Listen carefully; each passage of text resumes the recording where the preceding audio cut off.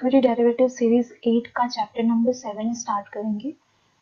ये वाला chapter 13 marks का है टोटल। ओके, सो कुछ कॉमन टॉपिक्स भी हैं इसमें जो ट्रेडिंग मेंबर या ट्रेडिंग सिस्टम वाले चैप्टर से हैं, और कुछ कॉमन टॉपिक्स हैं जो कि हमने already future and forward contract में भी हम उनको थोड़ा सा इन डिटेल में नहीं डिस्कस किया है, बट हाँ इन शॉर्ट हमने थोड़ा बहुत डिस्कस किया है मार्जिन्स को से रिलेटेड। प्लस ऑप्शन में भी हमने मार्जिन्स को डिस्कस किया है, प्रीमियम कलेक्शन को डिस्कस किया है, तो वही हमको इन डिटेल इस चैप्टर में पढ़ना है। Okay, and one more thing, एक इम्पॉर्टेंट अपडेट है कि अब जो भी 16 अगस्त 2020 से जो न्यू इनरोलमेंट्स हो रहे हैं ना एसएम सीरीज के, ओके, सो इसके लिए जो क्वेश्चंस आएंगे तो आपको जो वर्कबुक फॉलो करनी है, ओके, तो न्यू एडिशन आपको वर्कबुक का फॉलो करना है, that is from Jain 2020। Okay, अगर आपके पास ये नहीं है और आप पीडीएफ चाहते हैं, डाउनलोड करना चाहते हैं, तो मैं डिस्क्रिप्शन बॉक्स में वेबसाइट का लिंक दे दूंगी, प्लस डायरेक्ट डाउनलोड का भी लिंक प्रोवाइड कर दूंगी, तो आप वहां से जाके और ये वर्कबुक डाउनलोड कर सकते हैं। It's free of cost. आप जस्ट वेबसाइट ओपन कीजिए एंड याद रखिएगा कि जनवरी 2020 का एडिशन जो है उसी में से क्वेश्चंस आएंगे, बिकॉज कुछ रूल्स एंड रेगुलेशन सेबी ने चेंज किए हैं, तो वो न्यू एडिशन में है, पुराने वाले एडिशन में नहीं है। दैट्स वाई आपको ये जो जनवरी 2020 का एडिशन है, इस एडिशन से आपको बेसिक स्टडी करनी है, ठीक है। एंड वन मोर थिंग कि सितंबर 2020 से कुछ मार्जिन रूल्स चेंज हो रहे हैं, तो वो भी आप एक बार रीड आउट कीजिएगा। अगर आप वो सारे मार्जिन रूल्स जानना चाहते हैं कि क्या सेबी ने चेंज किए हैं, तो आप मुझे कमेंट बॉक्स में प्लीज बताइए, तो उस पर एक सेपरेट वीडियो बनाएंगे। मे भी पॉसिबिलिटीज हैं कि वहां से भी कुछ क्वेश्चंस जो हैं एग्जाम में आ सकते हैं। ओके, सो डिस्क्रिप्शन बॉक्स में मैं आपको ई बुक के लिए और वर्कबुक के लिए लिंक प्रोवाइड करूंगी, आप वहां से जाके और वर्कबुक जो है डाउनलोड कर सकते हैं। देन नेक्स्ट हमारा जो लर्निंग ऑब्जेक्टिव्स रहेंगे इस चैप्टर में, तो हमें different types of clearing member पढ़ना है, जो हम ऑलरेडी ट्रेडिंग सिस्टम में पढ़ चुके हैं, बट यहाँ पे हम इन डिटेल पढ़ेंगे। देन क्लियरिंग और सेटलमेंट मैकेनिज्म पढ़ेंगे। देन रिस्क मैनेजमेंट कैसे किया जाता है, मार्जिन कलेक्शंस कैसे किया जाता है इक्विटी डेरिवेटिव में, वो हमको पढ़ना है। देन थर्ड, मार्जिनिंग सिस्टम, मतलब क्या परसेंटेज पे जो है क्लियरिंग मेंबर मार्जिन कलेक्शन करता है, ठीक है। ओके, सो फर्स्ट हमारा टॉपिक है क्लियरिंग कॉर्पोरेशन। सो क्लियरिंग कॉर्पोरेशन क्या होता है, मैं पहले बता देती हूँ। आप जो चैप्टर्स हैं वो सारे थियोरेटिकल चैप्टर्स हैं, इसमें कुछ भी कैलकुलेशन या कुछ भी टेक्निकल समझने वाले टॉपिक्स नहीं है। जस्ट ये एक आपको समझना है कि मैकेनिज्म किस तरीके से वर्क करता है, या जो F&O का बैक ऑफिस सिस्टम है, या फिर हम बोल सकते हैं कि जो स्टॉक एक्सचेंज का बैक ऑफिस सिस्टम है, जो ट्रेड स्पंज होते हैं और उनका किस तरीके से ट्रांजेक्शन किया जाता है, सेटलमेंट किया जाता है, तो वही सब हमको ये चैप्टर में समझना है। ओके, सो जो क्लियरिंग कॉर्पोरेशन होता है वो किस चीज के लिए रिस्पॉन्सिबल होता है, क्लियरिंग एंड सेटलमेंट के लिए रिस्पॉन्सिबल होता है, जितने भी F&O सेगमेंट में ट्रेड सेटअप होते हैं एक्सचेंज पर, ठीक है। क्लियरिंग मेंबर क्या करता है, as a legal counter party behave करता है, जो कि क्या करता है, गारंटी प्रोवाइड करता है ट्रेड सेटलमेंट का, ठीक है। ये क्वेश्चन आता है, आप चाहे तो नोट कर लीजिए कि क्लियरिंग कॉर्पोरेशन जो है वो as a legal counter party behave करता है, या लीगल काउंटर पार्टी होता है, जो कि क्या गारंटी करता है, फाइनल सेटलमेंट की गारंटी करता है कि जो भी आपने ट्रेड सेटअप किया है उसका फाइनल सेटलमेंट होगा। मतलब आपने परचेसिंग की है तो आपका सेल्स सेटअप होगा, अगर आपने सेलिंग किया हुआ है तो आपका बाय सेटअप होगा, ठीक है। तो ये फाइनल सेटलमेंट की गारंटी प्रोवाइड करता है ट्रेड्स की, ओके, और as a legal counter party behave करता है। यहाँ पे समटाइम्स क्वेश्चन आता है ट्रू फॉल्स में कि क्या trading cum clearing member legal counter party होते हैं, तो yes, trading cum clearing corporation legal counter party होते हैं, बट ओनली ट्रेडिंग मेंबर या फिर सेल्फ क्लियरिंग मेंबर्स या फिर पार्टिसिपेंट, ये लोग लीगल काउंटर पार्टी की तरह बिहेव नहीं करते हैं। ओनली क्लियरिंग कम ट्रेडिंग मेंबर्स लीगल पार्टी की तरह बिहेव करते हैं या फिर क्लियरिंग मेंबर। एक ट्रिक है कि जहाँ पे भी क्लियरिंग कॉर्पोरेशन या क्लियरिंग मेंबर वर्ड यूज किया जा रहा है तो ओनली वही as a legal counter party act करेंगे। ओके, देन लीगल इनका प्रोसेस क्या होता है, इनकी एक्टिविटीज ये लोग क्या करते हैं, तो मेनली 3 एक्टिविटीज ये लोग परफॉर्म करते हैं। First one is clearing, settlement और रिस्क मैनेजमेंट। क्लियरिंग का मतलब क्या होता है, जो भी पे इन और पे आउट आता है फंड का, ओके, उनका क्लियरिंग करना। सेटलमेंट मतलब जो भी ट्रेड सेटअप हुआ है तो उसका फाइनल सेटलमेंट प्रोवाइड करना, ठीक है, एक्सरसाइज करना है या ट्रेड क्लोज सेटलमेंट करना।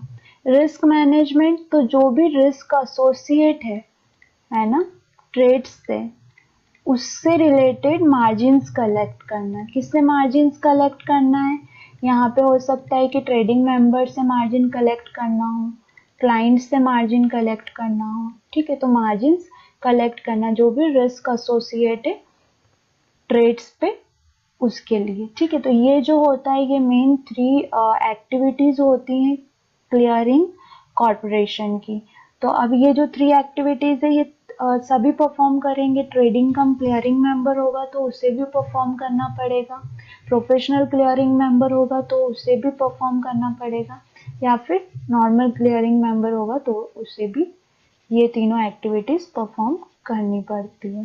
देन क्लियरिंग मेंबर्स, तो क्लियरिंग मेंबर्स नॉर्मली 3 टाइप्स के क्लियरिंग मेंबर्स होते हैं। एक सेल्फ क्लियरिंग मेंबर होते हैं, एक ट्रेडिंग मेंबर कम क्लियरिंग मेंबर होते हैं, और एक प्रोफेशनल क्लियरिंग मेंबर्स होते हैं। अब जो सेल्फ क्लियरिंग मेंबर होते हैं तो लास्ट चैप्टर में हमने पढ़ा था कि वो सिर्फ ऑन अकाउंट में, अपने ही अकाउंट में जो है अपने क्लाइंट्स का क्या करते हैं, क्लियरिंग करते हैं। फॉर सपोज मैं एग्जांपल देती हूँ कि कोई लाइक आपने डब्बा ट्रेडर सुना है क्या, ओके, सो अगर डब्बा ट्रेडर सुना है तो वो क्या करता है कि लोगों से ट्रेड्स तो लेता है बट एक्चुअल में उनके अकाउंट में ट्रेड नहीं सेटअप करता है, वो सेल्फ अकाउंट में ट्रेड सेटअप करता है, ठीक है। तो यहाँ पे हम डब्बा वाला नहीं यूज करेंगे, बट जो क्लियरिंग मेंबर्स होते हैं वो क्या करते हैं, अपने क्लाइंट्स के अकाउंट में ट्रेडिंग नहीं करते हैं, वो खुद के अकाउंट में ट्रेडिंग करते हैं एंड उनका सेल्फ क्लियरेंस करते हैं, खुद ही के जो ट्रेड्स हैं उनका सेल्फ क्लियरेंस करते हैं, तो वो सेल्फ क्लियरिंग मेंबर्स होते हैं। देन ट्रेडिंग मेंबर कम क्लियरिंग मेंबर्स, तो ट्रेडिंग मेंबर्स कम क्लियरिंग मेंबर कौन होते हैं, जो सेल्फ के ट्रेड्स का भी सेटलमेंट करते हैं प्लस क्लाइंट्स के ट्रेड का भी सेटलमेंट करते हैं, ओके। और प्रोफेशनल क्लियरिंग मेंबर्स क्या करते हैं, वो क्लियर एंड सेटल करते हैं ट्रेड्स किसके, ट्रेडिंग मेंबर्स के। अब यहाँ पे ये जो ट्रेडिंग मेंबर्स हैं ये कौन है, ब्रोकर है। जितने भी ब्रोकर्स रहेंगे उनके जो क्लाइंट्स और उनके खुद के जो ऑर्डर पंच होंगे तो वो कौन क्लियर करेगा, प्रोफेशनल क्लियरिंग मेंबर उनके ट्रेड को सेटल करेगा, ओके। और ये मेनली कौन होते हैं, आइदर बैंक्स होती हैं या फिर कस्टोडियन पार्टीज होती हैं, professional clearing members, okay. Then जो ट्रेडिंग मेंबर है, ट्रेडिंग कम क्लियरिंग मेंबर है और प्रोफेशनल क्लियरिंग मेंबर है, इन दोनों को कुछ एडिशनल सिक्योरिटी डिपॉजिट प्रोवाइड करना पड़ता है हर एक ट्रेडिंग मेंबर के लिए जो कि ट्रेड्स ले रहा है मार्केट में या जो कि ट्रेड्स को क्लियर एंड सेटल करवा रहा है। फॉर सपोज कोई ब्रोकर है, ठीक है, तो उसको अगर ट्रेड सेटअप करना है मार्केट में, फॉर एग्जांपल जैसे कि ज़रोदा है, ठीक है, या फिर एसबीआई कैप है, या फिर आईडीबीआई कैप है, या फिर एचडीएफसी सिक्योरिटीज है ना, तो ये सब कौन है, ये सब ब्रोकर्स हैं। तो इन लोगों को क्या करना पड़ता है, एक सिक्योरिटी अमाउंट प्रोवाइड करना पड़ता है, किसको, एक्सचेंज को, ओके। अब यहाँ पे 2 डिपॉजिटरी हैं, एनएसडीएल और सीडीएसएल। तो नॉर्मली ये लोग सेटलमेंट करते हैं, क्लियरिंग और सेटलमेंट करते हैं ब्रोकर्स के लिए, ठीक है। या फिर कोई बैंक होगी तो बैंक सेटलमेंट एंड क्लियरिंग करती है, ठीक है। तो इनके पास में कुछ एक सिक्योरिटी अमाउंट प्रोवाइड करना पड़ता है ट्रेडिंग मेंबर्स को, या फिर ट्रेडिंग कम क्लियरिंग मेंबर हैं तो भी, और जो प्रोफेशनल क्लियरिंग मेंबर हैं तो वो भी। वो क्या करते हैं, जो प्रोफेशनल क्लियरिंग मेंबर होते हैं वो अपने ट्रेडिंग मेंबर्स से ये सिक्योरिटी डिपॉजिट लेते हैं, और जो ट्रेडिंग कम क्लियरिंग मेंबर्स होते हैं ये लोग क्या करते हैं, जो इनके अंडर में जो ट्रेडिंग मेंबर्स होंगे उनसे ये लोग सिक्योरिटी डिपॉजिट लेंगे ट्रेड सेटअप करने के लिए। अच्छा, ऐसा क्यों किया जाता है, क्योंकि जो भी रिस्क है, फॉर सपोज आपने अगर कार्वी का केस सुना होगा, कार्वी बंद हो चुकी है राइट, तो वो क्यों बंद हो गई, बिकॉज कार्वी ने क्या किया कि कोई क्लाइंट था उसका बहुत बड़ा लॉस हो गया है ना। अब वो जो लॉस हुआ है तो वो आपको पे करना पड़ता है, आपको क्लियरिंग करना पड़ता है। तो वो क्लाइंट ने वो लॉस पे नहीं करा, उसने बोला कि ये मेरे कारण नहीं हुआ है, ये ब्रोकर के कारण हुआ है। और यहाँ पे ब्रोकर ने क्या करा, बैंक करप्टेंसी डिक्लेयर कर दी कि हमारे कारण कुछ नहीं हुआ है, हमारे पास कोई पैसा नहीं है आपको देने के लिए। तो अब इस केस में क्या हुआ कि जो भी लाइक लॉस बियर करना पड़ा, वो क्लियरिंग कॉरपोरेशन को लॉस बियर करना पड़ा, बिकॉज उनके पास में मार्जिन्स नहीं थे ब्रोकर के हैंड से। तो इसलिए सिक्योरिटी डिपॉजिट वो लोग लेते हैं ताकि कि जो ये रिस्क एसोसिएट है ट्रेड्स से वो कम हो सके, या लॉस जो रहे वो क्लाइंट का लॉस क्लाइंट ही बियर करे, और जो ट्रेडिंग मेंबर का लॉस है वो ट्रेडिंग मेंबर ही बियर करे, प्रोफेशनल क्लियरिंग मेंबर या क्लियरिंग मेंबर को बियर ना करना पड़े। तो दैट्स वाई ये सिक्योरिटी डिपॉजिट लिया जाता है। ठीक है, अब क्लियरिंग मेंबर्स की रिस्पॉन्सिबिलिटीज क्या होती है, जो ऑलरेडी हम पढ़ चुके हैं कि वो लोग क्लियरिंग करते हैं। क्लियरिंग कैसे करते हैं कि जो भी ट्रेडिंग मेंबर ट्रेड सेटअप कर रहे हैं उनकी पोजीशंस को सेटल करते हैं। फॉर सपोज आप बाय पोजीशन लेते हैं, है ना, आप सेल पोजीशन लेते हैं, आपको कॉन्ट्रैक्ट नोट आता है, ठीक है, फिर आपका अकाउंट से जो पैसा है, फंड है, वो अगर बाय किया है आपने तो डेबिट होता है राइट, अगर सेल किया है तो आपके सेविंग अकाउंट में वो पैसा क्रेडिट होता है। तो ये जो क्लियरिंग है ये करते हैं। देन सेटलमेंट करते हैं। सेटलमेंट कैसे, फॉर सपोज किसी क्लाइंट ने 1000 रुपीज पे बाय किया है और सामने वाले क्लाइंट ने 1000 रुपये पे सेल किया, तो इन दोनों, ये जो क्लाइंट 1 है और क्लाइंट 2 है, इन दोनों का जो आपस में ट्रेड सेटल होगा तो ये कौन करेगा, ये क्लियरिंग मेंबर सेटलमेंट करती है। फिर रिस्क मैनेजमेंट, तो रिस्क मैनेजमेंट मतलब अपफ्रंट डिपॉजिट यानी कि मार्जिन्स कलेक्ट करना। ओके, जो भी रिस्क एसोसिएटेड ट्रेड से उसकी मार्जिन कलेक्ट करना, ये भी किसका काम होता है, क्लियरिंग मेंबर का काम होता है। और ये तीनों ही टाइप के क्लियरिंग मेंबर करते हैं, लाइक वो ट्रेडिंग कम क्लियरिंग मेंबर हो, सेल्फ क्लियरिंग मेंबर हो, या फिर प्रोफेशनल क्लियरिंग मेंबर हो, तो तीनों को ही ये 3 ड्यूटीज परफॉर्म करनी होती है। ओके, तो ये क्वेश्चन आता है कि लाइक क्लियरिंग मेंबर्स की रिस्पॉन्सिबिलिटीज क्या होती हैं, तो वहाँ पे ऑप्शंस रहते हैं आपके पास में। तो 3 रिस्पॉन्सिबिलिटीज होती है। First one is settlement, second one is clearing, third one is risk management. Okay, clearing banks, clearing banks क्या करती हैं, तो ये लोग फंड सेटलमेंट करती हैं। अब फंड सेटलमेंट कैसे करती हैं, ऑब्वियस है, मैं एक एग्जांपल लेती हूँ, ठीक है। अगर आपका किसी का डीमैट अकाउंट होगा बैंक के साथ में, ओके फॉर सपोज आपका अगर HDFC सिक्योरिटीज के साथ में डीमैट अकाउंट है, ठीक है, तो यहाँ पे HDFC सिक्योरिटीज क्या फैसिलिटी प्रोवाइड करती है, 3-in-1 अकाउंट प्रोवाइड करती है।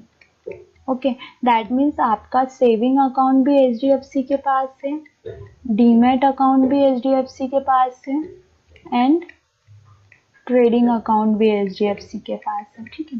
ट्रेडिंग अकाउंट हम किसके लिए यूज करते हैं, ऑनलाइन ट्रांजैक्शन करने के लिए, ठीक है। अगर आपको ऑनलाइन ट्रांजैक्शन करना है तो कंपलसरी आपके पास ट्रेडिंग अकाउंट होना चाहिए। डीमैट अकाउंट किस लिए यूज में आता है, जो आप सिक्योरिटीज परचेज करते हैं और उनको लाइफ टाइम या डे टू डे या ईयर टू ईयर आप उसको पर पार्क करके रखते हैं अपने अकाउंट्स में, ठीक है, होल्ड करके रखते हैं, सॉरी ये वर्ड गलत है, इसके लिए होल्ड करके रखते हैं आप अपने अकाउंट में, तो उसके लिए आपको डीमैट अकाउंट, ये जो डीमैट अकाउंट रहता है ये डिपॉजिटरीज के पास रहता है। डिपॉजिटरीज, दो डिपॉजिटरीज हैं हमारे यहाँ पे, NSDL और CDSL। ये नेशनल डिपॉजिटरी है, ओके, जो कि NSE एक्सचेंज की है, और ये सेंट्रल डिपॉजिटरी है सिक्योरिटीज लिमिटेड, जो कि BSE, बॉम्बे स्टॉक एक्सचेंज के। ठीक है, तो ये इन डिटेल हम आई थिंक नेक्स्ट चैप्टर में पढ़ेंगे इसके बारे में, पर ये थोड़ा सा मैंने एडिशनल बता दिया आपको। एंड सेविंग अकाउंट तो आप सबको पता ही है, हम हमारा क्या करते हैं, जो भी अमाउंट है या जो हमारे पास हम लोग सेविंग्स करते हैं इसमें, राइट। तो फॉर सपोज अगर आप कोई सिक्योरिटीज बाय करते हो तो डायरेक्ट आपके सेविंग अकाउंट से अमाउंट डेबिट हो जाता है, ठीक है। और अगर कोई सिक्योरिटी आप सेल करते हो तो डायरेक्ट आपके सेविंग अकाउंट से अमाउंट क्या हो जाता है, क्रेडिट हो जाता है। डायरेक्ट ही आपके सेविंग अकाउंट में जो पैसा रहेगा वो जमा हो जाएगा, ठीक है। तो ये जो क्लियरिंग बैंक्स हैं उनका काम ये वाला है। ये वाली जो साइकिल है ये कौन देखता है, क्लियरिंग बैंक्स देखती है, ठीक है। तो ये जो आपने डीमैट अकाउंट में अगर कोई भी आप परचेसिंग, ट्रेडिंग अकाउंट के थ्रू आप कोई भी परचेसिंग करते हो तो ट्रेडिंग अकाउंट यानी कि ट्रेडिंग मेंबर आप अपने जो भी उसका क्लियरिंग बैंक है उसको रिक्वेस्ट देता है कि ये इतना अमाउंट का परचेसिंग हुआ है तो यहाँ से डेबिट होता है। और अगर फॉर सपोज सेलिंग हुआ है तो जैसे ही ट्रेडिंग अकाउंट में ट्रेडिंग मेंबर के पास पैसा आता है तो वो क्लियरिंग बैंक के पास में फॉरवर्ड करता है और वो पैसा वापस आपके सेविंग अकाउंट में चला जाता है। तो ये जो प्रोसेस रहती है ये कौन मतलब ये कौन परफॉर्म करता है, तो ये क्लियरिंग मेंबर परफॉर्म करता है, ओके। अब यहाँ पे एक और चीज आती है कि जो क्लियरिंग बैंक्स होते हैं ना उनको सेटलमेंट और क्लियरिंग के लिए हर एक मेंबर का एक सेपरेट बैंक अकाउंट ओपन करना होता है, ठीक है। अगर फॉर सपोज कोई क्लियरिंग बैंक है ना, XYZ क्लियरिंग बैंक है और उसके पास में टोटल 100 ट्रेडिंग मेंबर्स हैं, है ना, तो हर एक ट्रेडिंग मेंबर का एक सेपरेट बैंक अकाउंट रहेगा क्लियरिंग कॉर्पोरेशन के पास में, जो कि पर्टिकुलर सेगमेंट पे भी डिपेंड करेगा। अगर इक्विटी सेगमेंट का है तो इक्विटी के लिए अलग बैंक अकाउंट रहेगा, अगर F&O सेगमेंट का है तो F&O के लिए अलग बैंक अकाउंट रहेगा। तो सेपरेट बैंक अकाउंट यहाँ पे उन लोगों को मेंटेन करने होते हैं हर एक क्लियरिंग मेंबर के लिए, सेटलमेंट के लिए, ठीक है। देन नेक्स्ट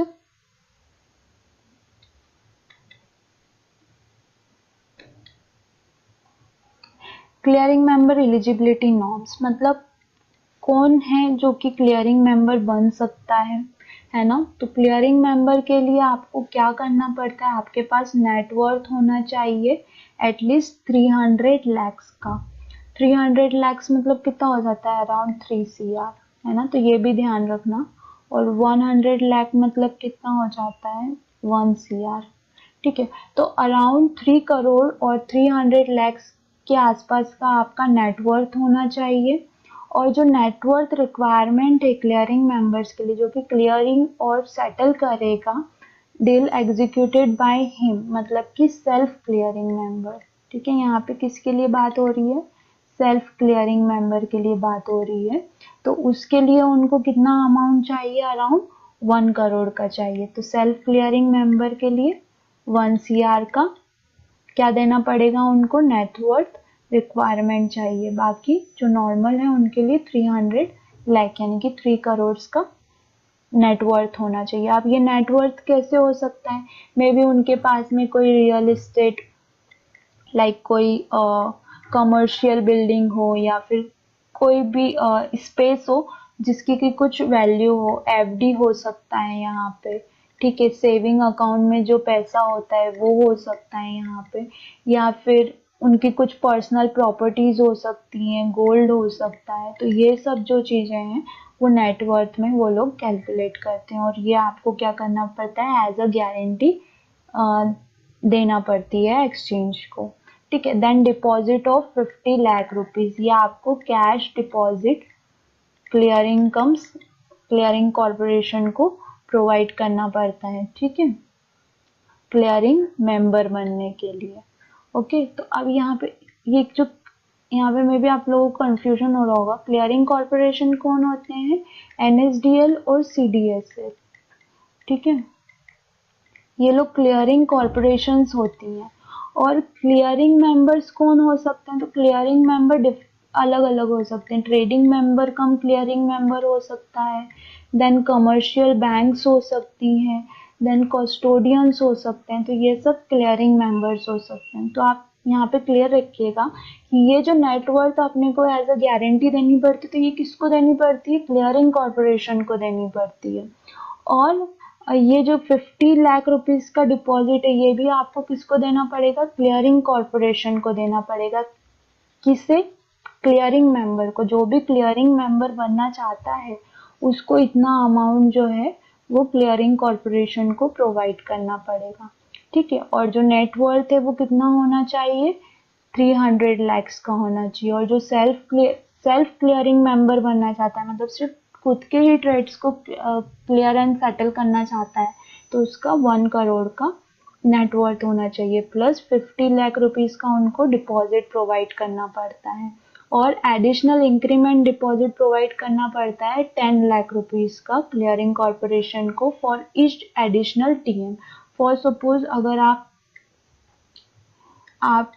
टीएम कम क्लियरिंग मेंबर हो, ठीक है, तो आप यहाँ पे क्या एसोसिएट होता है कि आप खुद के भी सेल्फ ट्रेड भी कर सकते हो, है ना, सेल्फ क्लाइंट के भी ट्रेड कर सकते हो जो आपके क्लाइंट्स हैं, और आप यहाँ पे ट्रेडिंग मेंबर्स भी अपने अंडर में आप ले सकते हो, और इनके भी जो ट्रेड्स हैं वो सेटल कर सकते हो, और इनके क्लाइंट्स के ट्रेड भी आप सेटल कर सकते हो। तो आप अपने अंडर में जितने भी नंबर ऑफ टीएम्स ऐड करोगे, तो पर टीएम के अकॉर्डिंग आपको 10 लाख रुपीस डिपॉजिट देना पड़ेगा। किसको, क्लियरिंग कॉरपोरेशन को देना पड़ेगा, किस लिए, क्लियर और सेटलमेंट करने के लिए, ठीक है। अदर टीएम्स ट्रेडिंग मेंबर्स को ऐड करने के लिए भी आपको 10 लाख का एक्स्ट्रा डिपॉजिट। तो यहाँ से 3 चीजें ध्यान में रखनी, और इस पे क्वेश्चन आता ही आता है। फर्स्ट कि आपका एटलीस्ट नेटवर्थ कितना होना चाहिए, 300 लाख का होना चाहिए और 3 करोड़ का होना चाहिए। फॉर सेल्फ क्लियरिंग मेंबर्स उनके लिए 100 लाख का नेटवर्थ होना चाहिए या 1 करोड़ का नेटवर्थ होना चाहिए, प्लस आपको 50 लाख रुपीस जो है डिपॉजिट प्रोवाइड करना पड़ेगा, किसको, क्लियरिंग कॉरपोरेशन को। और अगर आप एडिशनल टीएम्स अपने अंडर में ऐड करते हो, ट्रेडिंग मेंबर्स ऐड करते हो, तो पर ट्रेडिंग मेंबर आपको 10 लाख रुपीस का डिपॉजिट प्रोवाइड करना पड़ेगा। वेदर आप अपने टीएम से लेकर आगे फॉरवर्ड करो या आप खुद फॉरवर्ड करो, इट्स डिपेंड्स ऑन यू, ठीक है। नेक्स्ट हम पढ़ेंगे क्लियरिंग मैकेनिज्म। अब ये मैकेनिज्म किस तरीके से काम करता है, ठीक है, तो यहाँ पे कुछ एग्जाम्पल हैं, ब्लू कलर, ओके। सो यहाँ पे एक एग्जाम्पल लिया है हमने कि कुछ ये ट्रेडिंग मेंबर्स हैं, ठीक है। सो फर्स्ट कोई 2 ट्रेडिंग मेंबर्स हैं, एक हमने PQR ट्रेडिंग मेंबर लिया है और एक XYZ, ये दोनों कौन है, ट्रेडिंग मेंबर्स है, ओके। देन प्रॉपर्टी पोजीशन मतलब उनकी सेल्फ पोजीशन है ना, और ये क्लाइंट की पोजीशन है, ये क्लाइंट 1 और क्लाइंट 2। अब यहाँ पे फर्स्ट प्रॉपर्टी पोजीशन में वो क्या बोल रहे हैं कि 5000 क्वांटिटी बाई हुई है और 3000 क्वांटिटी सेल हुई है, किसकी, निफ्टी की। और कॉन्ट्रैक्ट भी दे रखा है, देखो अक्टूबर कॉन्ट्रैक्ट की 5000 क्वांटिटी बाई हुई है और 3000 क्वांटिटी सेल हुई है, मतलब रिमेनिंग नेट क्वांटिटी उसकी क्या है, 2000 क्वांटिटी बाय है, ठीक है। सिमिलरली जो क्लाइंट फर्स्ट है उसने 3000 क्वांटिटी बाई की है, 2000 क्वांटिटी सेल की है, मतलब यहाँ पे नेट पोजीशन उसकी कितनी है, 3000 में से 2000 उसने बेच दी, तो उसके पास रिमेनिंग कितनी बची पोजीशन, 1000 क्वांटिटी बाय बचा है। देन क्लाइंट सेकेंड जो है उसका 3000 क्वांटिटी बाय किया था उसने और 1000 क्वांटिटी सेल कर दिया, तो यहाँ पे जो रिमेनिंग पोजीशन उसकी है 3000 बाई थी, उसकी 1000 क्वांटिटी वो बेच चुका है, मतलब 2000 क्वांटिटी अभी भी उसके पास बाई पोजीशन ओपन है। तो इस ट्रेडिंग मेंबर की क्लियरिंग मेंबर के पास में नेट पोजीशन कितनी होगी, नेट ट्रेडिंग मेंबर की पोजीशन कितनी होगी, ठीक है। तो ये वाली बची हुई है, ये वाली बची हुई, ये वाली, और तीनों कैसी हैं, बाय पोजीशन है। तो 2000 प्लस 1000 प्लस 2000, तो टोटल कितनी हो गई, 5000 क्वांटिटी लॉन्ग, मतलब बाय पोजीशंस है, ठीक है। अब जो सेकेंड ट्रेडिंग मेंबर है इसकी पोजीशंस लेते हैं। 1000 क्वांटिटी बाय किया था, 2000 क्वांटिटी सेल कर दिया, मतलब 1000 क्वांटिटी बेचा, खरीदा था उसने और 2000 बेच दिया, मतलब अभी भी 1000 क्वांटिटी उसकी सेल पोजीशन ओपन है। देन क्लाइंट फर्स्ट ने 2000 क्वांटिटी बाय की और 1000 क्वांटिटी उसमें से बेच दी, तो उसकी 1000 क्वांटिटी बाय में ओपन है, ठीक है। और क्लाइंट सेकेंड ने 3000 क्वांटिटी बाय की और 4000 क्वांटिटी बेच दी, मतलब उसकी जो ओपन पोजीशन हो गई वो कितनी हो गई, 1000 क्वांटिटी सेल की ओपन हो गई है ना। 4000 उसने बेची है, 3000, तो 3000 की जो क्वांटिटी है वो तो सेटल साथ में हो गई इसके साथ में, और 1000 क्वांटिटी सेल की रिमेनिंग बच गई, तो इसलिए 1000 क्वांटिटी सेल की।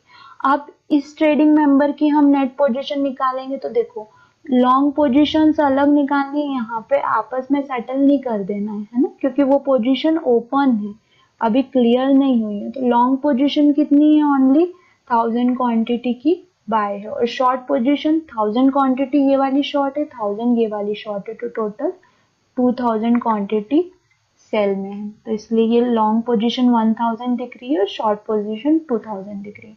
अब हम अगर मेंबर्स की कैलकुलेट करेंगे तो पी क्यू आर की जो लॉन्ग पोजीशन है वो कितनी थी, 5000, तो 5000 आ गया, इसका शॉर्ट पोजीशन कुछ भी नहीं था, तो यहाँ पे 0 है, ठीक है। एक्स वाई जेड की लॉन्ग पोजीशन 1000 आ गई और शॉर्ट पोजीशन 2000 आ गई, तो मतलब टोटल फॉर ए मतलब क्या, हम कोई एक क्लियरिंग मेंबर ले रहे हैं यहाँ पर, ठीक है। तो क्लियरिंग मेंबर की जो total net position clearing member की जो ओपन है वो 6000 क्वांटिटी बाय ओपन है और 2000 क्वांटिटी शॉर्ट ओपन है। ये आपस में ये कट नहीं हो जाएंगी कि 4000 क्वांटिटी जो है नेट पोजीशन ओपन है, अगर ये क्वेश्चन आता है तो ये सेपरेट ही रहेंगी, क्योंकि ये ओपन पोजीशन है, स्क्वायर ऑफ नहीं है। यहाँ पे हमने ये नेट पोजीशन क्यों निकाली, क्योंकि ये एक पर्टिकुलर क्लाइंट 1 की पोजीशन थी या पर्टिकुलर क्लाइंट 2 की पोजीशन थी, एक ही अकाउंट में ट्रेड हुआ था। तो एक अकाउंट में अगर बाय और सेल पोजीशन ट्रेड हो रहा है तो आप उसको नेट पोजीशन निकाल लोगे कि, और हाँ, सेम शेयर या सेम इंडेक्स पे ही ट्रेड होना चाहिए। ऐसा नहीं कि निफ्टी में 5000 क्वांटिटी बाय की है और बैंक निफ्टी में 2000 क्वांटिटी सेल की है तो 3000 क्वांटिटी नेट पोजीशन होगी, नहीं। 5000 बाय पोजीशन नेट पोजीशन है और 2000 सेल पोजीशन नेट पोजीशन है, ये अलग अलग होगी।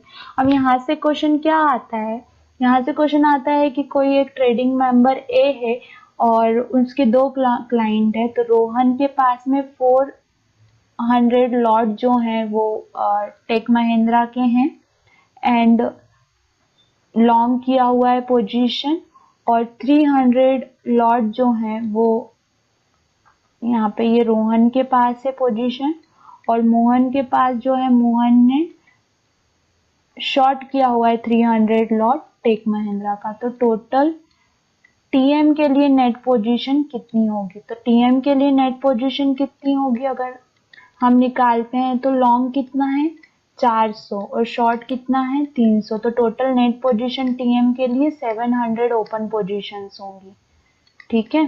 700 लॉट्स की ओपन पोजीशन होगी, तो ये ध्यान रखना। अगर वो कंप्लीट नेट पोजीशन पूछता है तो जो भी शॉर्ट और बाई की पोजीशन है हम उसको ऐड कर देंगे, और पर्टिकुलर सिर्फ एक ही क्लाइंट के लिए अगर वो पूछते हैं कि कोई क्लाइंट है रोहन, ओके, उसने बाय किया हुआ है निफ्टी 1000 क्वांटिटी एंड शॉर्ट किया 2000 क्वांटिटी, तो इस क्लाइंट की नेट पोजीशन कितनी है, तो यहाँ पे 1000 क्वांटिटी आएगी और वो भी शॉर्ट में, क्योंकि 2000 क्वांटिटी और 1000, तो 1000 क्वांटिटी तो उसने बाय किया है और 2000 क्वांटिटी उसने सेल किया है, मतलब अभी भी वो 1000 क्वांटिटी शॉर्ट में पोजीशन उसका ओपन है, तो यहाँ पे सिर्फ 1000 आएगा, 1000 अगर सेम क्लाइंट का आता है। तो अगर डिफरेंट क्लाइंट का आता है तो उनकी जो भी नेट पोजीशन होगी उसको हम क्या कर देंगे, टोटल कर देंगे, बाय पोजीशंस को अलग और सेल पोजीशंस को अलग।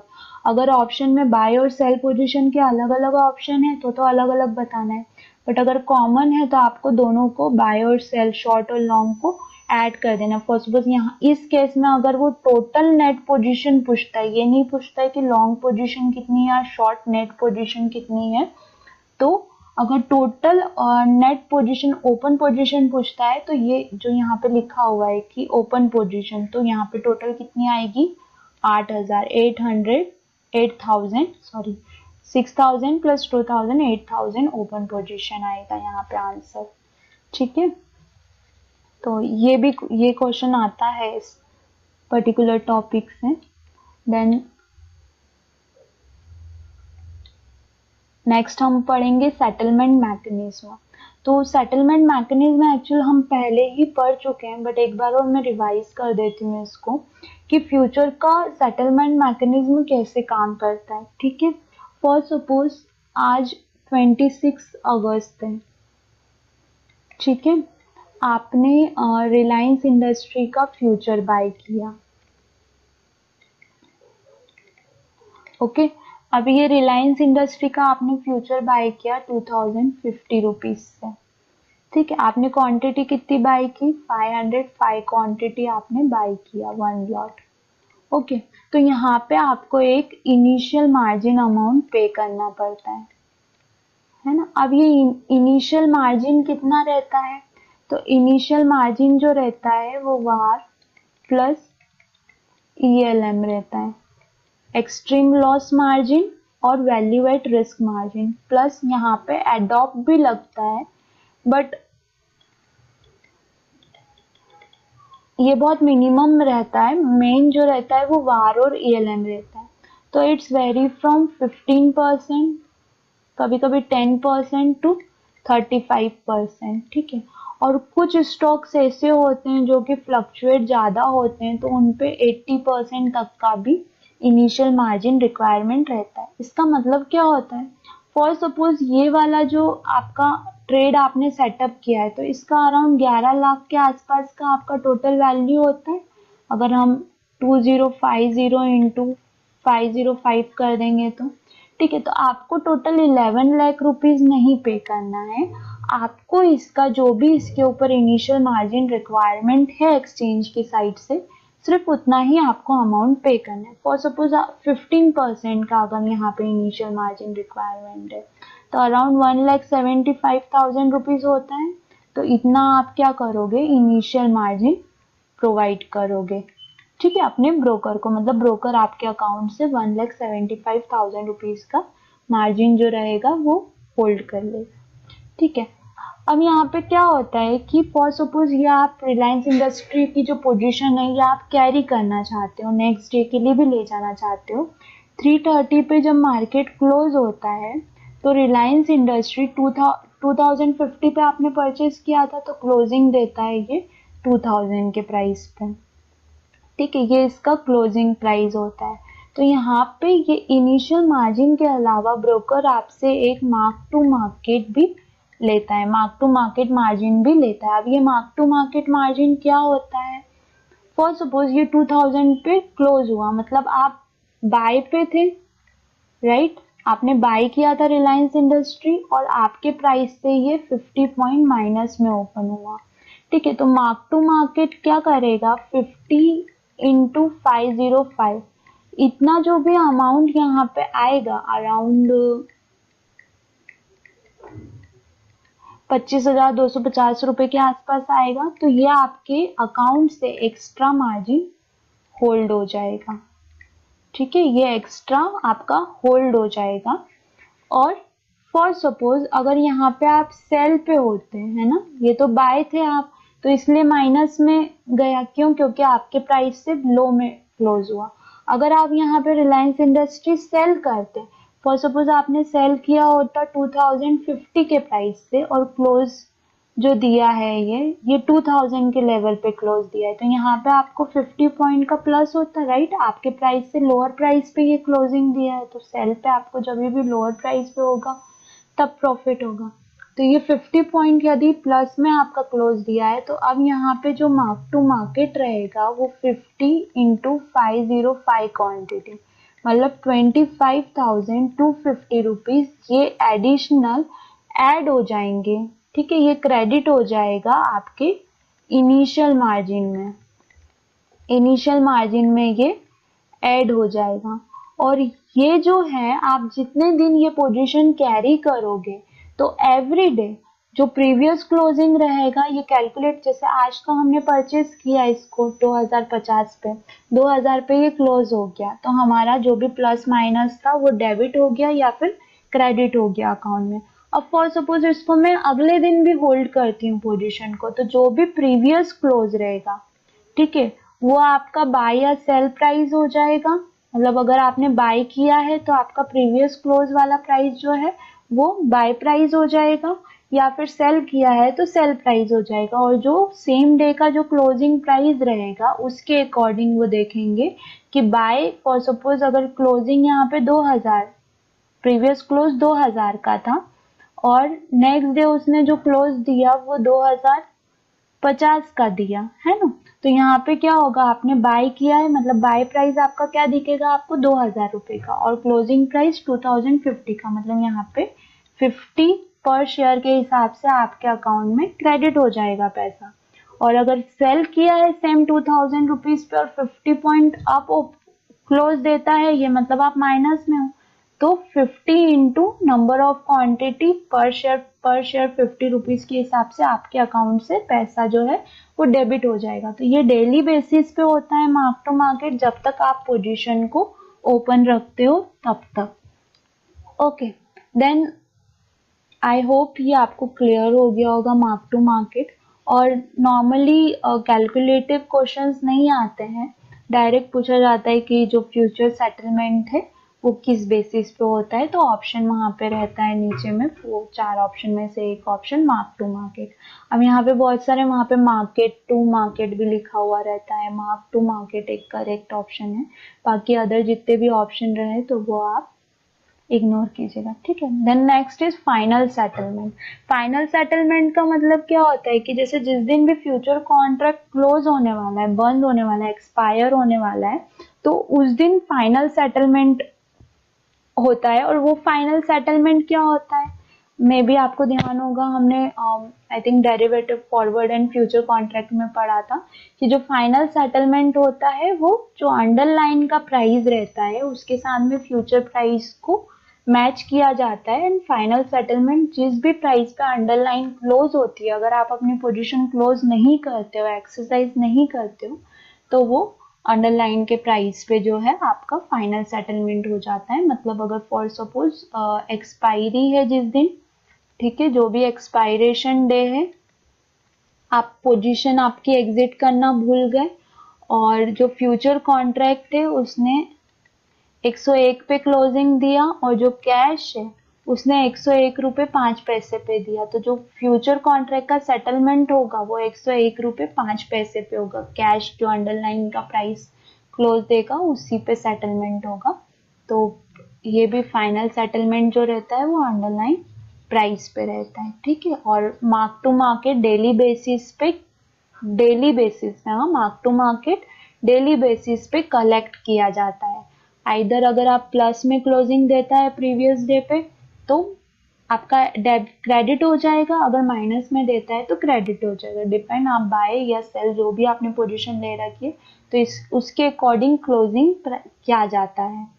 ठीक है, तो उस बेसिस पे mark to market daily basis पे कलेक्ट किया जाता है एंड फाइनल सेटलमेंट जो रहता है वो अंडरलाइन के प्राइस पे होता है। और एक डिपॉजिट मनी कलेक्ट किया जाता है फ्यूचर कॉन्ट्रैक्ट को ओपन करने के लिए, दोनों ही पार्टी से, आइदर आप बाय कर रहे हो चाहे सेल कर रहे हो, आपको दोनों ही पॉइंट पे इनिशियल मार्जिन जो है वो पे करना पड़ता है। ठीक है, अब ऑप्शन कॉन्ट्रैक्ट सेटलमेंट ये कैसे होता है, तो ऑप्शन कॉन्ट्रैक्ट में फर्स्ट तो अगर आप बायर हो, ठीक है, तो आपको प्रीमियम पे करनी पड़ती है।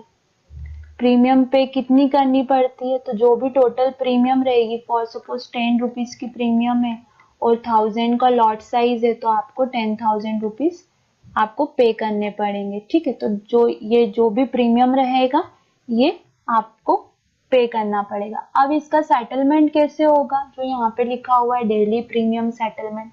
तो डेली प्रीमियम सेटलमेंट कैसा होता है? आपने एक बार बाय कर लिया शेयर, आपने प्रीमियम पे कर दी, ठीक है, तो ये पूरी प्रीमियम किसके पास चली गई? जो भी सेलर होगा उसके पास चली गई।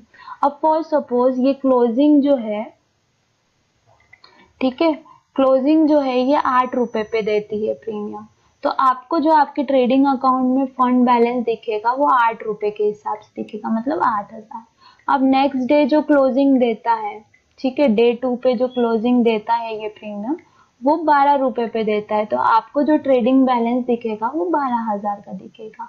डे 3 पे अगर ये 10 रुपए पे क्लोजिंग देता है, तो आपको जो आपका बैलेंस दिखेगा या वैल्यूएशन दिखेगी पोजीशन की, वो 10,000 रुपए की दिखेगी। तो ये डेली प्रीमियम सेटलमेंट होता है, जितने अमाउंट पे वो क्लोजिंग देता है उसके अकॉर्डिंग आपको जो है लिमिट वो शो करती है ट्रेडिंग अकाउंट में।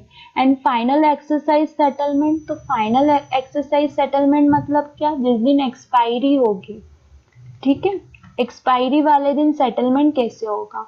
तो इन द मनी पोजीशन अगर आपकी है, ठीक है, तो जो भी प्रीमियम की प्राइस चल रही होगी, फॉर सपोज प्रीमियम की प्राइस 10 रुपीज चल रही है या फिर कुछ भी चल रही है, 11 रुपए चल रही है, तो इस 11 रुपए पे सेटलमेंट नहीं होता है। यहाँ पे जितने भी सेलर है और बायर है, ठीक है, इन द मनी की पोजीशन में, तो यहाँ पे रैंडम सेटलमेंट होता है। ओके, तो रैंडम सेटलमेंट मतलब जो भी बायर जिस भी सेलर को मिल रहा है वो आपस में सेटलमेंट कर देता है एक्सचेंज। बट ब्रोकर अपने हैंड पे क्या करता है कि जिस दिन एक्सपायरी रहती है तो उस दिन वो 3:10 पे ही पोजीशन कट कर देता है, क्योंकि उसको पता होता है कि अगर फॉर सपोज रैंडम सेटलमेंट हुआ तो पेनल्टी ब्रोकर को भी चार्ज होती है और क्लाइंट को भी चार्ज होती है। तो ब्रोकर अपनी पेनल्टी सेव करने के लिए 3:10 पे ही पोजीशन जो है वो क्लियर कर देते हैं। ये थोड़ा सा इंटरनल है, बट हाँ ऐसा होता है। तो 3:10 पे ही वो लोग पोजीशन जो है वो क्लियर कर देते हैं, कैरी नहीं होने देते पोजीशन को, या एक्सपायरी तक उसको होल्ड नहीं रहने देते। एक्सपायरी वाले दिन इवन हम लोग भी सबको यही सजेस्ट करते हैं कि एक्सपायरी वाले दिन आप अपना जो प्रीमियम मतलब आपने जो भी पोजीशन लिया हुआ है डेरिवेटिव्स का वो क्लियर कर दें। उसको आपने बाय किया है तो सेल कर दीजिए, सेल किया है तो बाय कर दीजिए, बिकॉज एफ एंड ओ कोई स्टॉक्स है नहीं मार्केट में, आप शेयर होल्डर होते नहीं हो, तो वहां पे क्या होता है कॉन्ट्रैक्ट्स ओपन होते हैं, तो फिर वो लोग सेटलमेंट किस हिसाब से करेंगे? तो सेटलमेंट करने के लिए फिर एक्सचेंज जो है वो आपसे पेनल्टी चार्ज करता है। तो बेटर है पेनल्टी पे करने का, और जो पेनल्टी लगती है वो समटाइम्स 125%, 100% ऐसा पेनल्टी लग जाती है। मतलब 100 रुपया आपको आने वाले थे, वो 100 रुपए का आपको 500 रुपए चार्ज पड़ जाता है। तो वो एक्स्ट्रा पेनल्टी पे करने से बेटर है कि पोजीशन को स्क्वायर ऑफ कर दिया जाए, क्लियर कर दिया जाए, ठीक है। तो रैंडम सेटलमेंट होता है, और अगर ओटीएम की पोजीशन है, आउट ऑफ द मनी की पोजीशन है यदि आपकी, तो जो सेटलमेंट होता है वो 5 पैसे पे सेटलमेंट होता है। प्राइसिंग कुछ भी चलने दो, वो ऑटोमेटिक उस प्रीमियम जो है वो गल के आउट द मनी की 5 पैसे पे आ जाती है, तो 5 पैसे पे ही सेटलमेंट होता है। और इन द मनी का रैंडम सेटलमेंट होता है, जो भी बायर सेलर रहेंगे तो आपस में रैंडम सेटलमेंट करते हैं क्लियरिंग कॉर्पोरेशन, और ब्रोकर हैंड से यदि क्लियर कर दी गई है पोजीशन तो इसकी चांस ही नहीं आता है। बट थियोरेटिकली आपको ये पढ़ के जाना है कि फाइनल सेटलमेंट जो होता है इन द मनी का रैंडम सेटलमेंट होता है, और आउट द मनी का 5 पैसे पे सेटलमेंट होता है। और एट द मनी पोजीशन बहुत रेयर रहती है, ठीक है, बहुत कम ऐसा होता है कि एट द मनी की पोजीशन क्रिएट होती है। देन नेक्स्ट हम पढ़ेंगे एडमिटेड डील। अभी एडमिटेड डील क्या होती है? तो ये ट्रेडिंग डे एग्जीक्यूट होती है, एंड क्लियर्ड होती है नीटेड बेसिस पे। नीटेड बेसिस मतलब क्या? फॉर सपोज कोई ट्रेडिंग मेंबर है ना, क्लाइंट 1 टेक महिंद्रा पे ट्रेड कर रहा है, क्लाइंट 2 टेक महिंद्रा पे ट्रेड कर रहा है, क्लाइंट 3 टेक महिंद्रा पे ट्रेड कर रहा है। ठीक है, अब इसने बाय किया है 2000 क्वांटिटी, इसने सेल किया है 3000 क्वांटिटी, इसने बाय किया है 1000 क्वांटिटी। ठीक है, 1000 नहीं 2000 कर देते हैं। Okay, 2000 quantity. अब यहाँ पे क्या होगा, जब क्लियरिंग कॉर्पोरेशन मार्जिन यहाँ पे कलेक्ट करेंगे तो वो किस बेसिस पे मार्जिन कलेक्ट करेंगे? ओपन पोजीशन नेट पोजीशन वाला जो क्या बोलना चाहिए कि टॉपिक था वो बिल्कुल डिफरेंट था, उसको और इसको कंबाइन मत करना। ये यहाँ पे क्या है, सेटलमेंट है, सेटलमेंट कर रहे हैं, मतलब सेटलमेंट मतलब मार्जिन कलेक्शंस पे बात हो रही है, या फिर जो भी प्रॉफिट डीलिंग होगा उस पे बात हो रही है कि प्रॉफिट देना है या लॉस लेना है। ठीक है, तो टोटल बाय पोजीशन कितना है, 2000 प्लस 2000, मतलब टोटल बाय पोजीशन 4000 है ना, और सेल पोजीशन कितना है, 3000 है, मतलब रिमेनिंग क्वांटिटी 1000 बाय पे है। तो अब जो मार्जिन कलेक्ट होगा वो सिर्फ इस 1000 क्वांटिटी पे होगा, पर्टिकुलर एक टीएम के लिए। अब ऐसे अगर 100 टीएम्स रहते हैं तो हर एक टीएम का उनके उस पे जो ट्रांजेक्शन हो रहा है, उनके थ्रू जो ट्रांजेक्शन हो रहा है उसके बेसिस पे एडमिटेड डील बोला जाता है इसको, नीटेड बेसिस पे मार्जिन कलेक्शन किया जाता है। ठीक है, आप कोई भी पोजीशन ओपन करते हैं आपको मार्जिन पे करना पड़ता है, वेदर वो आपकी खुद की पोजीशन हो चाहे क्लाइंट की पोजीशन हो, आपको रिस्क मैनेजमेंट या रिस्क को अवॉइड करने के लिए मार्जिन पे करना पड़ता है। तो इस तरीके से उनसे मार्जिन कलेक्ट किया जाता है। ओपन पोजीशन का इससे कोई लेना देना नहीं है, ओपन पोजीशन जो रहेगी वो 4000 बाय ओपन पोजीशन रहेगी और 3000 सेल ओपन पोजीशन रहेगी। ठीक है, देन जो क्लियरिंग मेंबर्स होते हैं, ठीक है, उनको फुल ऑब्लिगेशंस होते हैं, है ना, सच एज किस किस चीजों से रिलेटेड, मार्जिन से, पेमेंट ऑफ मार्जिन से रिलेटेड, पेनल्टीज से रिलेटेड, मतलब वो किसी से भी कभी भी ये सब चीजें कलेक्ट कर सकते हैं। Other levies, settlement of obligation of the trades, है ना, फिर एंटर्ड बाय ट्रेडिंग मेंबर, और ट्रेडिंग मेंबर के क्लाइंट्स एंटर कर रहे हैं या फिर कस्टोडियन पार्टिसिपेंट एंटर कर रहे हैं, तो उनसे जो सेटलमेंट और क्लियरिंग के लिए जो मार्जिन, पेनल्टीज या लेविस जो भी एडजस्टमेंट्स उनको लेना है तो वो डायरेक्ट क्लियरिंग मेंबर की रिस्पॉन्सिबिलिटी होती है, क्लियरिंग कॉर्पोरेशन की रिस्पॉन्सिबिलिटी नहीं होती। क्लियरिंग मेंबर्स को अपने अंडर के टीएम्स, क्लाइंट, सबसे इन्हीं को कलेक्शन करना होता है। ठीक है, और ऐसे क्लियरिंग मेंबर्स जो कि ट्रेडिंग मेंबर्स नहीं है एक्सचेंज पे, तो उन ट्रेडिंग मेंबर्स और जो कस्टोडियन पार्टिसिपेंट्स होते हैं जो उनके अंडर में क्लियरिंग करवा रहे हैं, सेटलमेंट एंड क्लियरिंग करवा रहे हैं, तो उनको उस ऑब्लिगेशन होता है उन ट्रेडिंग मेंबर और कस्टोडियन पार्टीज को लेकर कि उनको उनसे मार्जिन्स कलेक्ट करनी है, लेविश कलेक्ट करना है या पेनल्टीज कलेक्ट करनी है। तो वो जो भी सेटलमेंट अमाउंट जो कलेक्ट करना है तो वो सब फिर क्लियरिंग मेंबर की जिम्मेदारी होती है। ठीक है, देन नेक्स्ट, ये गलत इसमें हेडिंग जो है, इसमें ये गलत हेडिंग आ गया है।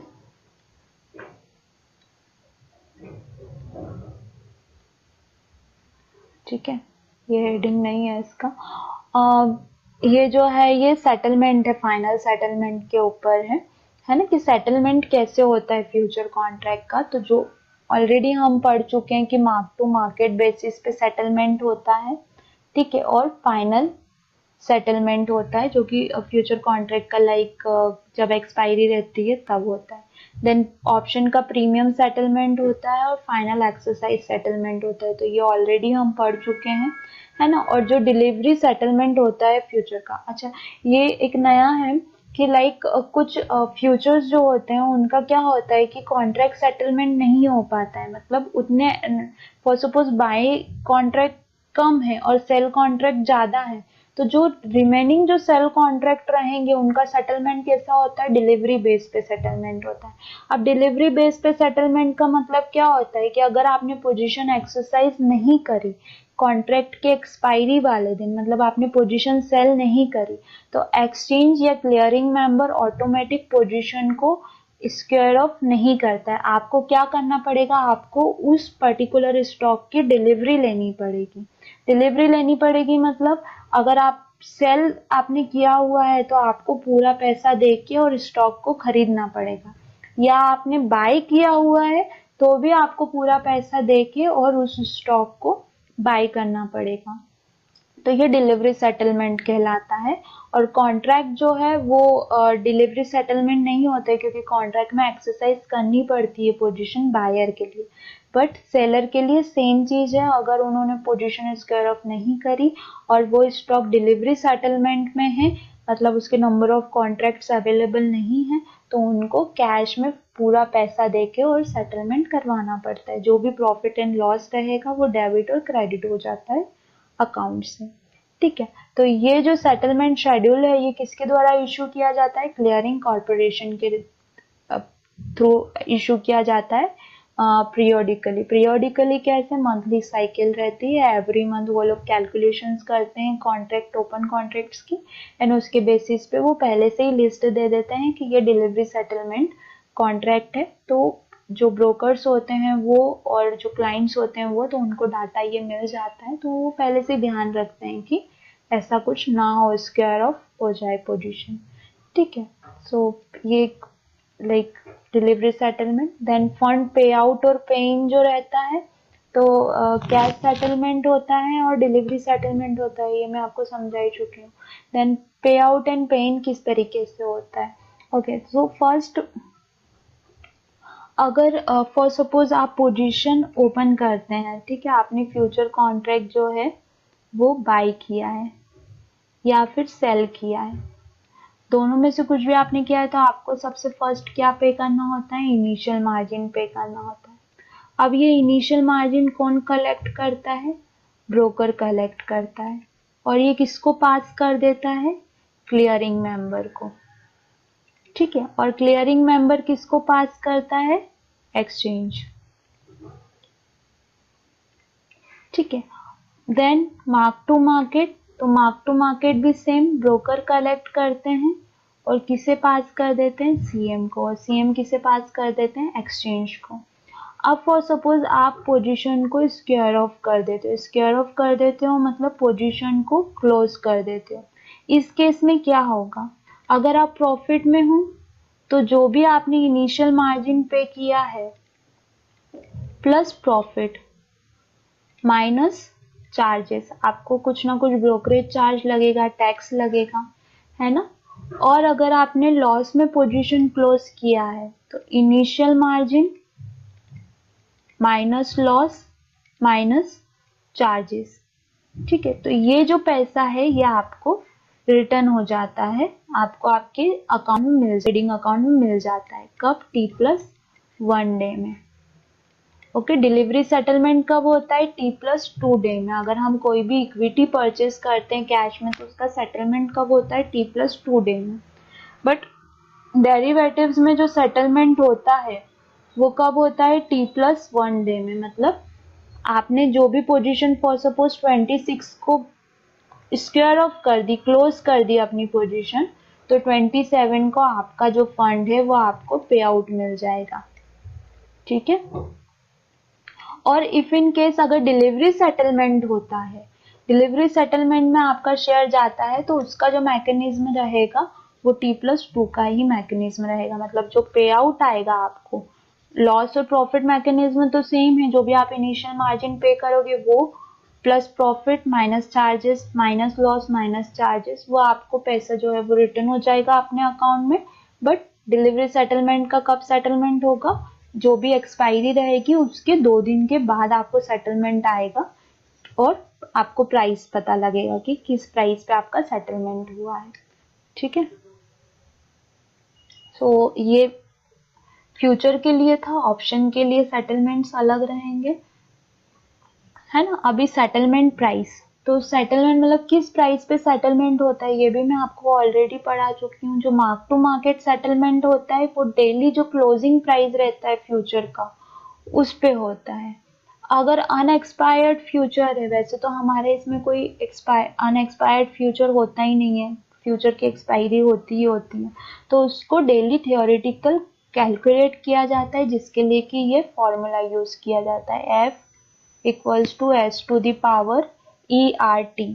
एफ जो है वो फ्यूचर प्राइस है, एस जो है वो अंडरलाइन की प्राइस है, स्पॉट प्राइस बोल सकते हो आप, ई को एक्सपोनेंशियल बोलते हैं। मे बी अगर आप मैथ्स स्टूडेंट होंगे तो आपको एक्सपोनेंशियल पता होगा। देन आर जो है वो रेट ऑफ इंटरेस्ट रेट है, और टी जो है वो टाइम टू एक्सपायरेशन है ना, मतलब उसको कितना टाइम बच रहा है एक्सपायर होने में। देन फाइनल सेटलमेंट जो है फ्यूचर कॉन्ट्रैक्ट का, वो जो भी लास्ट 30 मिनट जो वॉल्यूम या जो भी लास्ट 30 मिनट में जो प्राइसिंग चलता है तो उसका एवरेज प्राइस लेके और उस पे फाइनल सेटलमेंट किया जाता है फ्यूचर कॉन्ट्रैक्ट। लास्ट 30 मिनट मतलब कि 3:30 पे क्लोजिंग होता है, तो 3 बजे जो भी वॉल्यूम रहेगा 3 बजे से लेकर 3:30 बजे तक के बीच में, तो उसका जो एटीपी रहेगा लाइक एवरेज ट्रेडेड प्राइस जो रहेगा उस पे आपका सेटलमेंट होगा। कोई भी सिक्योरिटीज रहने दीजिए या इंडेक्स उसके अंडरलाइन पे, ठीक है। और फाइनल एक्सरसाइज सेटलमेंट जो होता है ऑप्शन कॉन्ट्रैक्ट का, वो भी मैं ऑलरेडी आपको समझा चुकी हूँ। वो भी सिमिलर ही होता है कि जो लास्ट 30 मिनट पे जो वॉल्यूम बैठता है उसका एवरेज प्राइस पे होता है, बट अगर आप इन द मनी पे हैं तो रैंडमली बायर सेलर सेटलमेंट होता है, अगर आउट द मनी पे हैं तो 5 पैसे पे सेटलमेंट होता है। तो जो प्राइस सेटलमेंट होता है वो लास्ट 30 मिनट पे जो वॉल्यूम बैठता है उसका एवरेज ट्रेडेड प्राइस पे सेटलमेंट होता है। द नेक्स्ट सेटलमेंट प्रोसीजर कैसी होती है, तो प्रीमियम सेटलमेंट ये हम ऑलरेडी पढ़ चुके हैं, एक्सरसाइज सेटलमेंट भी हम पढ़ चुके हैं।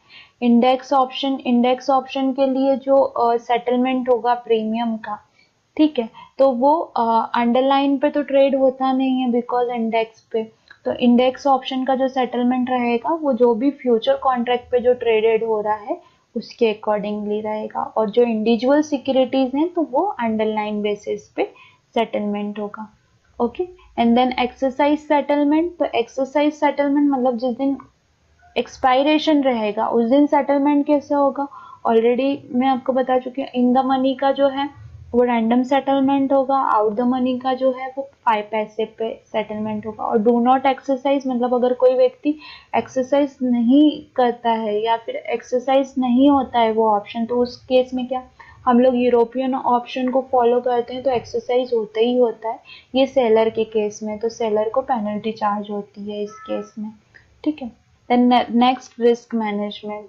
ओके, सो रिस्क मैनेजमेंट जो है एक्चुअली रिस्क मैनेजमेंट मैकेनिज्म क्या होता है, जो मार्जिन कलेक्ट करते हैं कॉरपोरेशन, क्लियरिंग कॉरपोरेशन या फिर ट्रेडिंग मेंबर या कोई भी, तो उसको रिस्क मैनेजमेंट बोला जाता है। कि जो भी रिस्क एसोसिएट है पर्टिकुलर ट्रेड से, मैक्सिमम डे में वो जो भी प्लस या माइनस जितना मूवमेंट दे सकता है अपोजिट डायरेक्शन में, उतना उससे उसके साथ में रिस्क एसोसिएट रहती है। तो वो जो रिस्क को मैनेज करने के लिए ये लोग जो मार्जिन कलेक्शंस करते हैं इसको रिस्क मैनेजमेंट मैकेनिज्म बोलते हैं, ठीक है। तो जो भी कैप फॉर सपोज कोई भी क्लियरिंग मेंबर है तो वो फ्यूचर एंड ऑप्शन के लिए, फ्यूचर्स के लिए वो अपफ्रंट मार्जिन कलेक्ट करता है, ठीक है, ये नोट कर लेना। फ्यूचर के लिए जिसको हम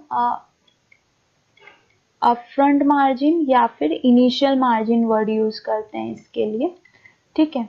तो ये मार्जिन प्रोवाइड करना पड़ता है चाहे आप बायर हो या फिर सेलर हो, तो आपको दोनों के लिए ही, अगर आपको पोजीशन ओपन करनी है तो दोनों से ही ये मार्जिन कलेक्शन किया जाता है।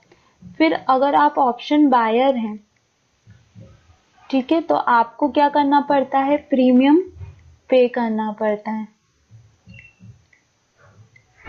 और अगर आप ऑप्शन सेलर हैं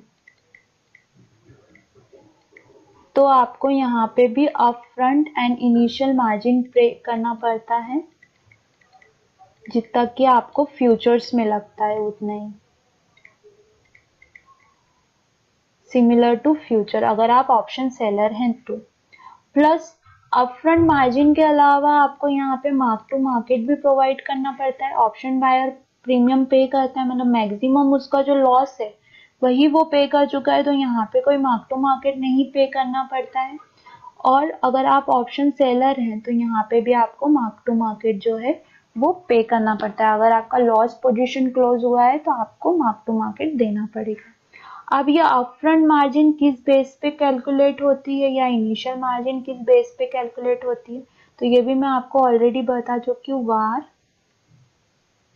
plus ELM, extreme loss margin बोला जाता है। तो ये दोनों को मिला के और एडॉप्ट मार्जिन, ये तीनों मार्जिन को मिला के जो है अपफ्रंट मार्जिन कैलकुलेट किया जाता है। इस बेसिस पे कैलकुलेशन होता है। नॉर्मली क्वेश्चन आता है कि जो अपफ्रंट मार्जिन होती है वो किस चीज़ पे डिपेंड करती है, किस चीज़ को रिलेट करती है, तो वहाँ पे आता है कि 99% वैल्यू एट रिस्क।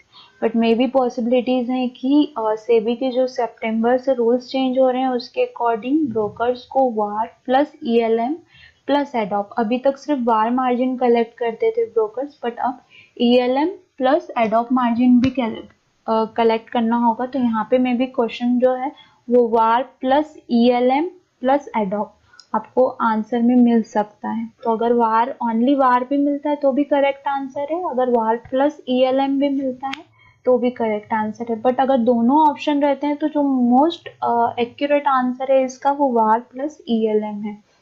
ओके, तो ये आप नोट कर लेना, ये थोड़ा सा चेंज है प्रीवियस ईयर के सिलेबस से या न्यू मार्जिन रूल्स के अकॉर्डिंग। ठीक है, देन रिस्क मैनेजमेंट का ही ये नेक्स्ट क्लियरिंग कॉर्पोरेशन के उस पे, तो जो भी सिस्टम है ऑनलाइन पोजीशंस जो है वो रियल टाइम मॉनिटर की जाती हैं, है ना। सीएम्स के पास में उनका एक पर्टिकुलर सॉफ्टवेयर होता है। अगर एक्सपोजर मार्जिन वायलेशन होता है तो जो टीएम होता है उनको पेनल्टी चार्ज करते हैं सीएम, मतलब क्लियरिंग मेंबर। प्लस अगर क्लाइंट भी प्रॉपर मार्जिन नहीं प्रोवाइड कर रहा है तो क्लाइंट को भी जो है पेनल्टी चार्ज होती है। तो बोथ ट्रेडिंग मेंबर और क्लाइंट दोनों से ये पेनल्टी चार्ज करते हैं अगर इनिशियल मार्जिन वायलेशन हुआ है, मतलब इनिशियल मार्जिन प्रॉपर पे नहीं किया है तो।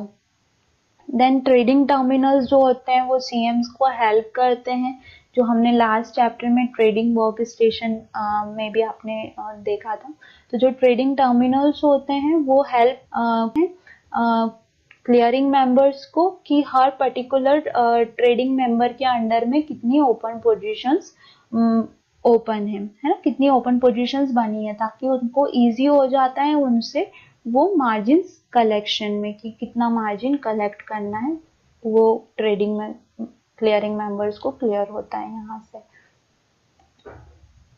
ठीक है, then margin and mark to market under SPAN. SPAN क्या होता है? Standard portfolio analysis of risk, SPAN margin बोला जाता है ना, ये ध्यान रखना। Standard portfolio analysis of risk बोला जाता है, मार्जिन बोला जाता है। और समटाइम्स इनिशियल मार्जिन के लिए स्पैम मार्जिन भी वर्ड यूज किया जाता है। स्पैम मार्जिन क्या होता है? स्पैम मार्जिन मतलब पर्टिकुलर जो स्टॉक है उससे मिनिमम कितनी रिस्क है, तो वो जो मिनिमम रिस्क एसोसिएट है उस स्टॉक को लेकर। कोई स्टॉक होता है जो दिन भर में 1 रुपए का मूवमेंट देता है, कोई स्टॉक होता है जो दिन भर में 100 रुपए का मूवमेंट दे देता है। परसेंटेज वाइज देखें तो कोई स्टॉक होता है जो दिन भर में 0.5% का मूवमेंट होता है, कुछ स्टॉक्स होते हैं जो दिन भर में 20% का मूवमेंट दे देते हैं, राइट। वॉलेटिलिटी ज्यादा होती है।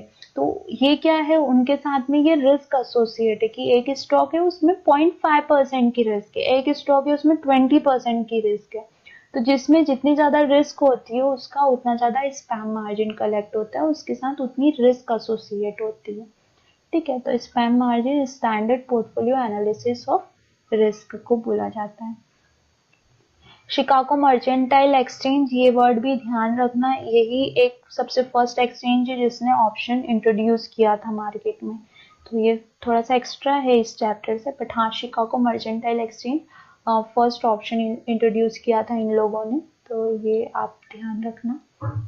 और ट्रेडिंग वर्क स्टेशन जो है ये इन्हीं के द्वारा लॉन्च किया है, इंट्रोड्यूस किया गया है, ठीक है। इनिशियल मार्जिन हम पढ़ चुके हैं, प्रीमियम मार्जिन हम पढ़ चुके हैं, assignment margin for option on securities, like जो मैंने आपको आई थिंक ऑप्शन सेलर के केस में बताया था कि इनिशियल मार्जिन कलेक्ट होता है plus mark to market collect होता है, तो उसी को ही असाइनमेंट मार्जिन बोला जा रहा है। Then delivery margin, delivery margin मतलब कि अगर वो स्टॉक जो है वो डिलीवरी सेटलमेंट होने वाला है उसका एक्सपायरी वाले दिन, तो 4 दिन अगर बचते हैं एक्सपायरी से तो 20% मार्जिन कलेक्ट किया जाता है, ठीक है। अगर ओनली 4 डेज बचे हैं एक्सपायरी से, ठीक है, तो 20% मार्जिन कलेक्ट किया जाता है। अगर 3 डेज बचे हैं एक्सपायरी से तो 40%, 2 डे बचा है तो 60%, 1 डे बचा है तो 80%, और अगर लास्ट डे है तो लास्ट डे पे 100% मार्जिन कलेक्ट करना पड़ता है क्लाइंट से, और पोजीशन स्क्योर ऑफ कर देते हैं ब्रोकर अगर मार्जिन कलेक्ट नहीं किया है तो, ठीक है। पोजीशन स्क्योर ऑफ कर देते हैं ब्रोकर अगर मार्जिन कलेक्ट नहीं हुआ है तो, ओके।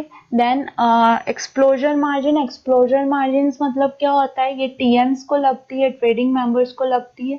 अगर वो पोजीशन लाइक पहले क्या होता था, फ्यूचर में इंट्राडे के लिए कम मार्जिन लगता था और होल्ड करने के लिए थोड़ा सा ज्यादा मार्जिन लगता था, तो इंट्राडे के लिए जो मार्जिन प्रोवाइड करते थे वो ब्रोकर अपने हैंड से कर देते थे, वो एक्सचेंज का कोई रूल रेगुलेशन नहीं था, तो उसको एक्सपोजर मार्जिन बोलते हैं।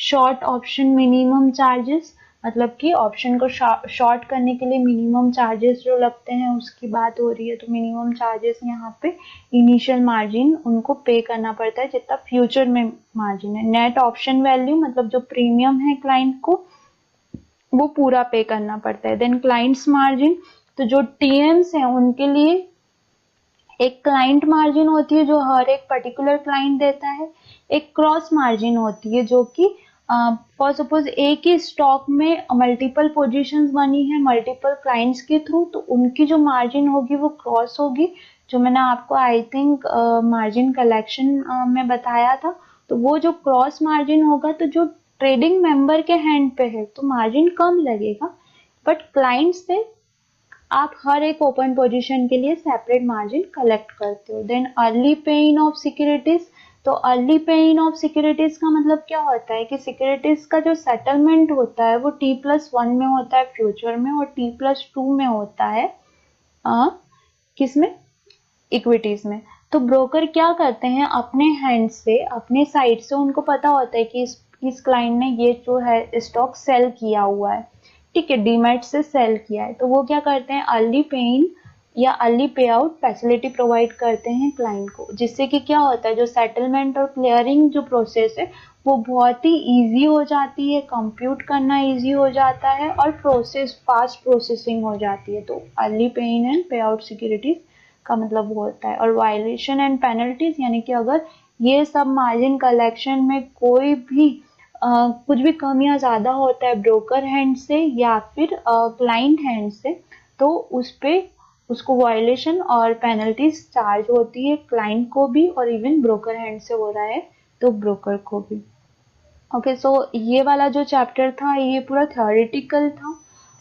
आई होप कि आपको पूरा क्लियर हुआ होगा, क्लियरिंग मेंबर वाला चैप्टर, ठीक है। तो इसमें से आपको मेन मैकेनिज्म पढ़ के जाना है अच्छे से। मैकेनिज्म मतलब सेटलमेंट कब हो रहा है, T+1 T+2 सेटलमेंट, है ना। देन मार्जिन कलेक्शन कौन कौन सा होता है, क्लियरिंग मेंबर काउंटर पार्टी की तरह बिहेव होती है, क्लियरिंग कम ट्रेडिंग मेंबर है तो वो क्लियरिंग एंड सेटलमेंट खुद के भी ट्रेड करते हैं, अपने अंडर के ट्रेडिंग मेंबर्स के भी करते हैं, कस्टोडियन के भी करते हैं और क्लाइंट्स के भी करते हैं।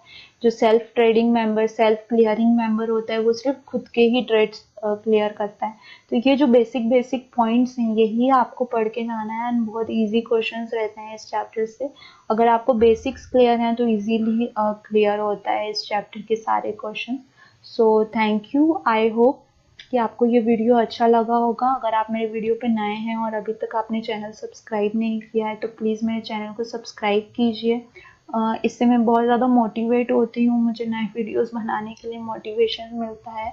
और अगर आपका कोई फ्रेंड है जिसको कि लाइक जो NISM के लिए प्रिपरेशन कर रहा है या फ्रेशर है जिसको जॉब नहीं मिल पा रही है, तो this is the one of the certificate जो आप एक 1500 रुपीज़ पे करके और ये सर्टिफिकेट लेते हो, एंड आई गारंटी यू कि आपको जॉब लगना ही लगना है। आप अप्लाई करोगे और आपको जॉब मिलेगा ही मिलेगा। ऐसा कोई नहीं है कि जो NISM सर्टिफिकेट होल्डर है और उसके पास जॉब नहीं है। एवरीबडी हैज़ अ जॉब जिसके पास की NISM सर्टिफिकेट, बिकॉज डिमांड है मार्केट में, ब्रोकर्स की डिमांड है, ब्रोकर्स ढूंढते हैं बंदों को जिनके पास NISM सर्टिफिकेट है। थोड़ा मेहनत करना पड़ता है बट वो तो सभी जगह करना पड़ता है। So thank you for watching the video for today, that's now, okay, bye bye.